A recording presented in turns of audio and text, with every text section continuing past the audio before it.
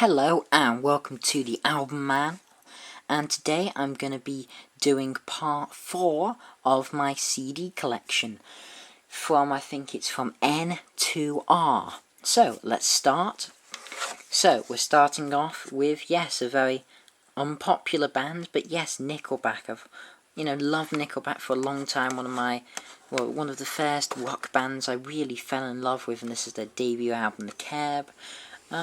I do like this album, it's decent, but I've always preferred the more commercial stuff, to be honest. We have The State, which was their first big album, really. It had Leader of Men on it, which was their first, single. One of the most famous albums, the second most famous, Silver Side Up, with How You Remind Me, which is, famous song, pretty much everyone knows How You Remind Me, to be honest. We then have The Long Road. It's a decent album, not one of their best though. We have All the Right Reasons, which is an absolutely fantastic album. I do just love this album, I can't help it, to be honest. Stuff like Animals and Side of a Bullet, Rockstar, If Everyone Cared. There's so many good tracks on it. I don't know why people hate it so much, to be quite honest. I really don't. Now, I can understand why people hate this album. It's not very good. It does have one of my favourite of their songs on it, which is If Today Was Your Last Day. And there's a couple of decent songs on here, but it's where they really started going downhill for me. And then this album, I mean, oh my god. Here and Now is a pretty abysmal album, to be honest. Can't really name a particularly good track. I'd say if I had to pick one, maybe Lullaby, but pretty awful album.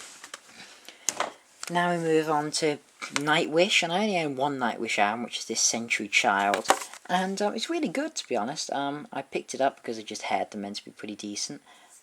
Really enjoyed it. I don't know why I haven't picked up more. I don't like, well, by what I've heard on YouTube and stuff, I only like the Tarja stuff. Don't like the new stuff, but I really should pick up some more Tarja Nightwish, definitely. We have Nirvana Unplugged live in New York on MTV. Fantastic Nirvana album. I do have Nevermind, just never seem to be able to find it, to be honest. Yes, I do have Nevermind somewhere. And then I have a Nirvana Greatest Hits, which, literally is, as it says, a Greatest Hits. But the thing about this is it does have one of my favourite Nirvana tracks, You Know You're Right, was never released.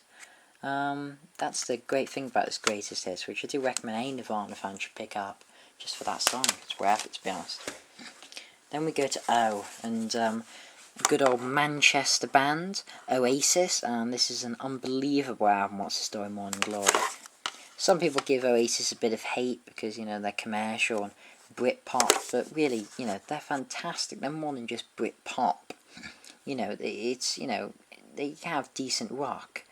Fantastic, phenomenal album, to be honest. One of the classic albums, certainly one of the best from the 90s. Then we have Be Here Now of Oasis. I can't say I know these albums as well as What's the Story. Standing on the Shoulder of Giants. And last but not least for Oasis, or probably sort of least I'd say, is, what's it called? I don't even know, to be quite honest. That was quite a confusing title. So we have whatever this album is. But yeah, Oasis, fantastic band, really. Then we have Ozzy, only one Ozzy solo album, Die of a Madman. I've been the biggest Ozzy solo fan. I think he's a bit overrated. I think Randy Rhoads is a bit overrated as a guitarist, in fact massively overrated. I think he's only really famous because he was killed. Sad to say. But yeah, this is a decent Ozzy album, to be honest. I like Scream, weirdly. I need to pick that up. Pantera, Cowboys from Hell. Only listening to this the other day, and it's an absolutely fantastic thrash metal album. Really fantastic. Dimebag, yeah, that's a true tragedy. He's was such a talented guitarist. Such a shame he was shot. And Pantera Greatest Hits, or Best Of, which I picked up, which was what really got me into Pantera, to be honest. So Cemetery Gates, my favourite of their song. I'll get hate for owning this, but yes, I do in fact own a Paramore album, Riot. I really liked at one point the song Misery Business, and I still like it. It's a decent song. Picked up the album in excitement, thinking it was all going to be like that. Listened to it, and it was an absolute load of crap. Just everything except for Misery Business is crap. I've only listened to it about twice. Awful album. And then I have Philip Sace's Inner Revolution. And as you can clearly see, yes, this bit, To David Love Philip Sace, is not part of the album. It's that I met Philip Sace after a concert and he signed, well, I bought the copy of the album and he signed it. In my opinion, this is his masterpiece. It's an absolute blues classic, to be honest. Blues, even funky influenced, a bit sort of, Hendrixy funk. Influenced blues with fantastic massive choruses, great guitar solos, stuff like Changes, Scars, Bitter Monday. I could just list the entire album. Honestly, if you don't know Philip Sace, check him out, and especially check out Scars, Bitter Monday and Changes. Those 3 best songs, absolutely fantastic. You won't regret it if you're a fan of any form of blues. Then we come across an album where, what is there to say? What is there to say about this album?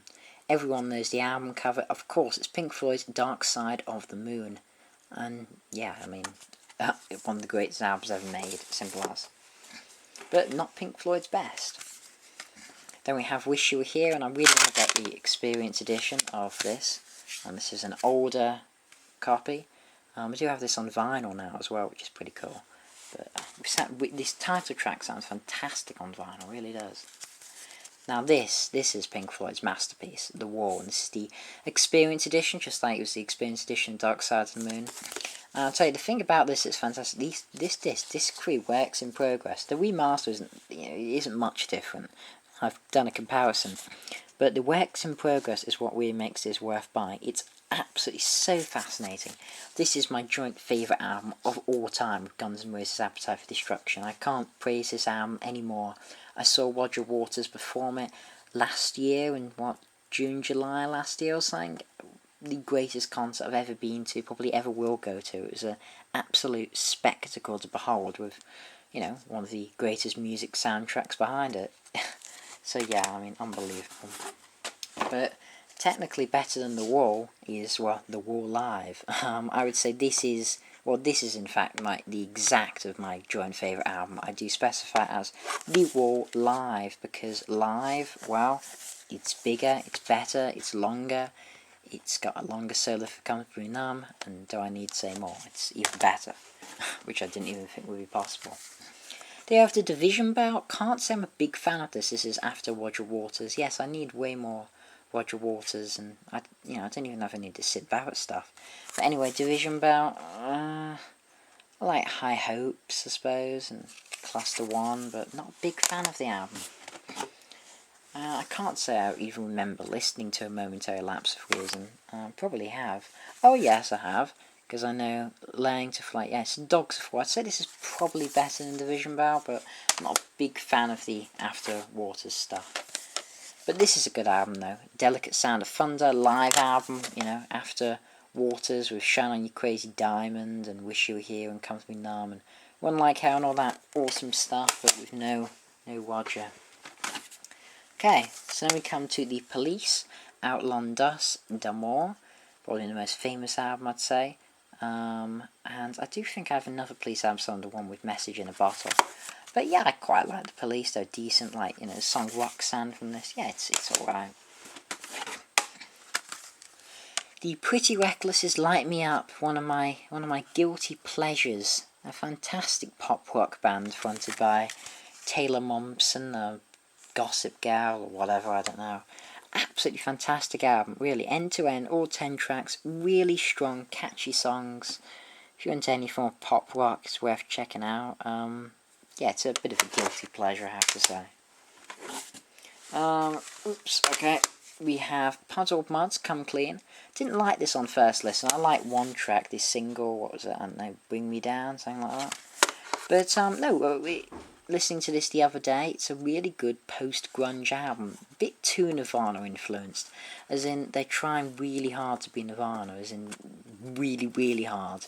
And it shows, it comes across as a bit pathetic, to be honest. But it's a decent album. Pulp, a greatest hits of Pulp, another really good Britpop band, not half as good as Oasis, but stuff like, Razzmatazz, Common People, of course, Disco 2000, really good bands. I don't only ever have a greatest of them, really. I do have another one somewhere, I think.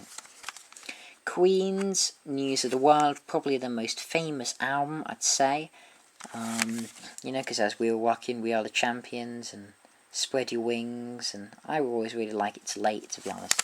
As an album, I think Queen, they're one of those bands, obviously, you know, they're one of my favourite bands, just outside my top 10. They did fantastic songs, but albums, maybe not. All their albums were never, you know, this isn't in my list, I don't have a single Queen album, except I think, you know, a live album I do, I think. Live albums are fantastic, but the studio ones, they always had weaker, weirder tracks on it. But, yeah, still a good album. This is a fantastic Queen live album, live at Wembley 86. You know, any Queen live album's always going to be fantastic to us. Not as good as Killers live, but, you know, I don't actually have that album, but it's fantastic anyway. Then we have Queen's Innuendo. I don't know why I don't have the booklet for this, but I don't. You know, another really good Queen album. Well, it's decent, you know. Made in Heaven. Obviously quite sad because Freddie, you know, never really made it. I mean, he did write a lot of the stuff for it and sings on some of it, but yeah, it was never, you know, formally recorded by Queen. It's more put together with stuff he left behind. Very sad album, but it's good actually. Really is an enjoyable album. Then here we have Queen Greatest Hits of Greatest Hits 1, 2 and 3. This is one of my first ever CDs, to be quite honest. Yeah, you know, it's fantastic. It has everything you'd ever need of, you know, Queen songs, to be honest. Really, really good, you know, compilation. You know, I'm not usually a big compilation fan. Anyway, move on to Queensryche, the Seattle metal band, and I love Queensryche, especially this album, Empire. Don't have Operation Mindcrime, that's a bloody hard album to find, desperate for it though. But yeah, Jet City Woman, one of my favourite songs ever, probably. I just love it so much. Did see Queensryche live before they got a new single, and I don't even want to go into what's happened to Queensryche now, it's far too complicated. And Life Promised Land, not the best Queensryche album, but I only paid like £2 for it, so worth it, to be honest. Now this is, on the other hand, one of the greatest albums ever.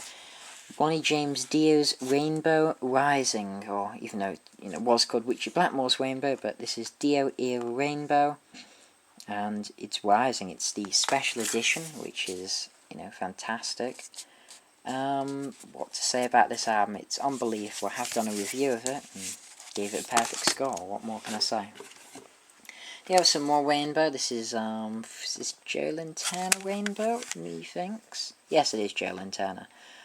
Straight Between the Eyes. Yeah, it's another good Rainbow album. Most Rainbow albums are good. Then we have this one, which is Bent Out of Shape. Another one. I have most of these on vinyl, to be honest, as well. And then Final Vinyl, which wasn't really the final vinyl, because he did release another album after this, which I don't have. It's like the only Rainbow album I don't have. Well, I don't have the first one, weirdly. But yeah, okay. Now we move on to, yes, a band I'm sometimes a bit ashamed I do enjoy, but, you know, I can't help it. As you can see it, Rage Against the Machine. I hate rap with a passion. Don't think it should really go anywhere near music, you know, rock music, but I do tend to make an exception for Rage Against the Machine.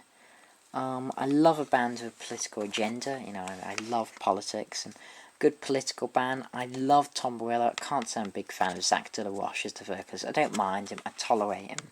It's for Tom Morello's guitar playing and the political statements they make. And, you know, I mean, Killing in the Name of really is just a really good song, to be honest. I have quite a few Rage Against the Machine albums, in fact. I have Evil Empire. I have a live one, live at the Grand Olympic Auditorium, which I found in a car boot. And I have, probably my favourite of their albums is The Battle of Los Angeles. Fantastic track with Calm Like a Bomb and stuff like that, yeah. Or album even. Okay, sorry about that slight interruption. My camera fell over. Anyway, so we have Rise Against Endgame. I can't say I've really listened to this album much. I can't even remember when I listened to it. I know I have, but I can't remember it. I liked Rise Against for a bit, don't really like them much anymore. I pick up A Suffer and The Witness, something like that album, because there's some good songs on it. Really not a big fan anymore though. Okay, and then we have the EP of Rival Sons EP, which was free from Classic Rock. You know, it's a really good EP and shows a band that have so much potential. And then, of course, we have their debut, well, not really debut album, their second album, but proper, like, label debut album, because they had released an album independently before that, which you don't have. We Are The Fire, or something like that. But yeah, this is Pressure and Time, which contains the catchy as hell single, Pressure and Time. Loads of fantastic tracks, so this is the deluxe edition. And I'm actually going to show you something inside this, which, you know, I did show off in one of my CDs I bought recently, but, you know, I'm sure a lot of people haven't seen that. So yes, if we look inside the booklet on here, we can see I got it signed by most of the band. It was just that guy I didn't get it signed by because they had to go. But yeah, I got it signed by the singer, the bassist, and the guitarist, which is really, really cool. Especially as it's the deluxe edition of it, so that was really good. I'll put this away later. Okay, then we move on to, last but not least, is Rush, and I can't say I have many of their most famous albums. Yes, this is the, well, I do have quite a few of them on vinyl, but I'm going to save that for my CDs I bought recently for September. There's some good old Rush albums. But yeah, so we have Signals there. We have Grace Under Pressure, really fantastic album. Yes, this is a more keyboard period, and I tend to prefer the more guitar period, but I have a lot from this. This, Hold Your Fire, you know, all really good Rush albums. Then my favourite Rush album has to be Clockwork Angels, which I reviewed, gave a perfect 10. Probably going to be my album of the year this year, to be quite honest, unfortunately.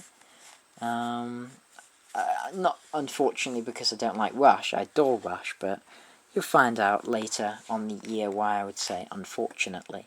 Certainly not for not loving the album, God.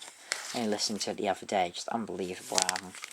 But yeah, so that concludes my CD collection part 4, so look out for part 5, the last and final instalment, coming out soon. Yes, this has been the Album Man. Thanks for watching, comment, rate, subscribe, and as usual, long live rock and roll.